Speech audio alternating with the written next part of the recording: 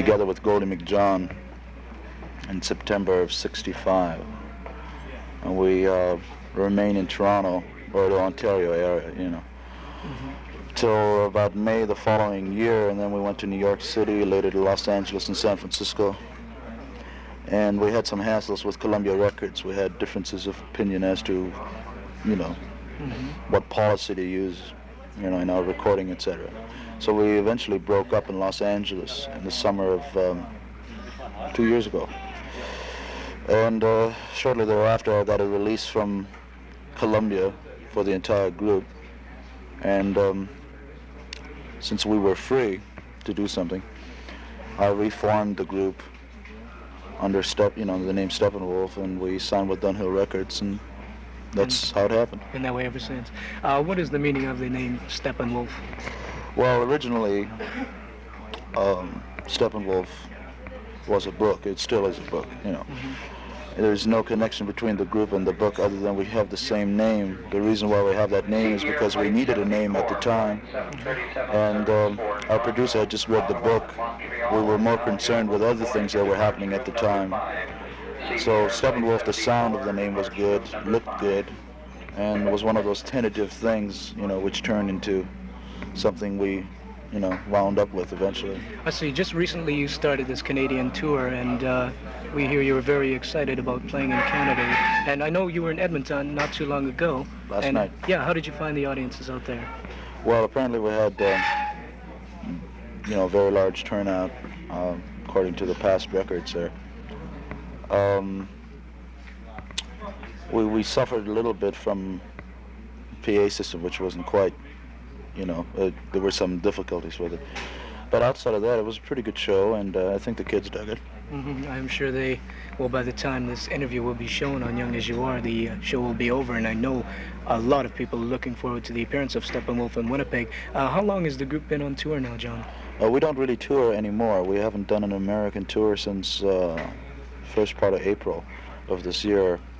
We've done a European tour, but in the States we just play on Fridays and Saturdays. We live in Los Angeles. We fly out Friday, fly someplace else Saturday, and go home tomorrow. All right. We're going to talk to John Kay a little bit later on the show, but first we're going to pause for these few messages.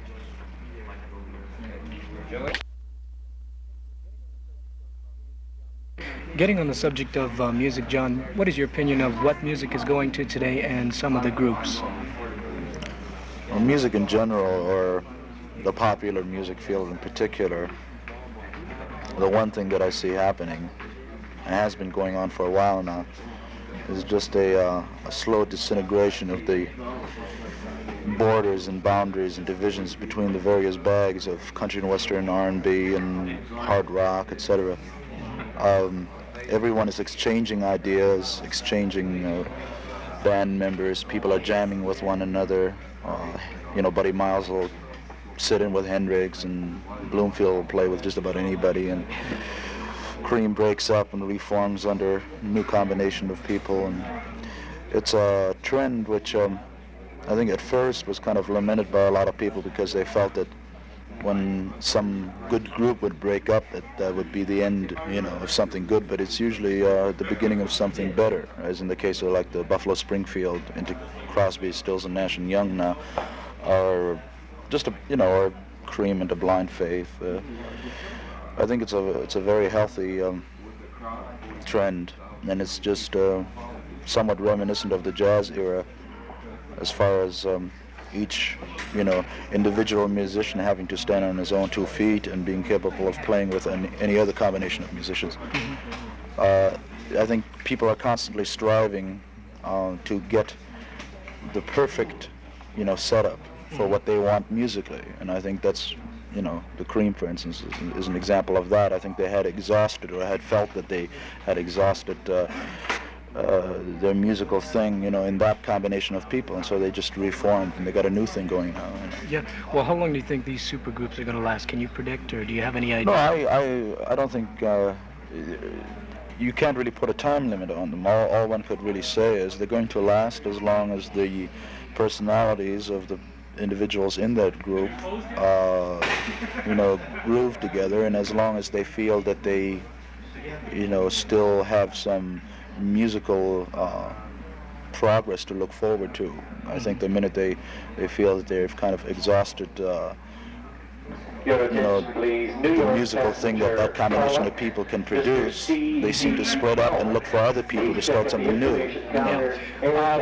One reaction we do want, you would know about the reaction a group we have in Winnipeg currently is making big noises. We understand in the United States, the Guess Who. What is the reaction on the records down there? Oh, well, like we've known about the Guess Who for a while now because, we started here in Canada and what the heck was their first big record? They had one out about 2-3 years ago that was big in the States as well. I forget what it was. But in any event, the recent one, These Eyes, it really surprised me to see a group based in Canada, from Canada, without actually, the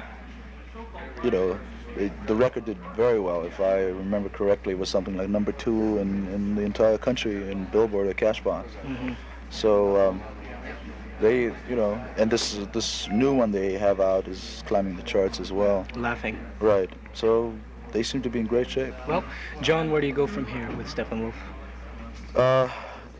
You mean geographically? Yeah. Well, we'll go home tomorrow. I see.